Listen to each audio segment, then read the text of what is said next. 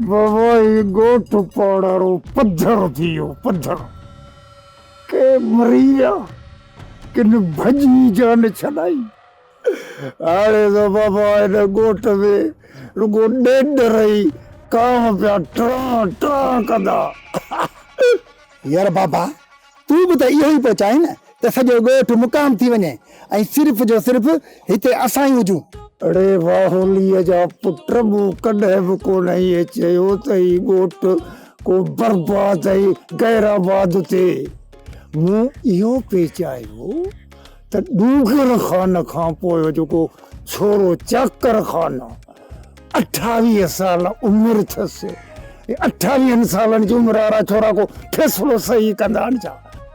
इहो छोरो पूरो थी वञे पोइ हुनजे सॼी मिल्कियत ते असीं कब्ज़ो करे वेही रहूं ऐं सॼे मुल्क जूं वागूं असांजे हथ में हुजनि ऐं माण्हू रुगो इहे पिया चवनि, नारा हणंदा वतन, अड़े रूंदा वाड़े तारा गोल तारा।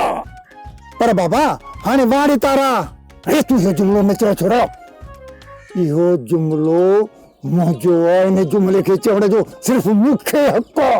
ऐं हा तूं इन जुमिले जी डायलॉग डिलीवरी चङी तरह न करे सघंदे, इन करे तूं ॿीहर गुफ़्तो न चवंदो कर।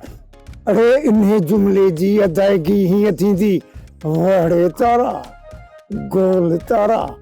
इन चवण जो हक़ सिर्फ़ु मूंखे आहे। बसि हाणे हिते रुगो सिर्फ़ु वाड़े तारा ऐं गोल तारा खां सवाइ कुझु रहियो ई कोन्हे न बाबा। यार बाबा हाणे हिन ॻोठ में को अहिड़ो माण्हू रहियो ई न आहे जंहिंसां तूं शैतानगिरी करी। अरे छा चई छोड़ा, माना त मां शैतानगिरी थो कयां। अड़े लफ़्ज़नि जी चूंड कर, पंहिंजे पीउ जे लाइ सुठनि सुठनि लफ़्ज़नि जी चूंड कर।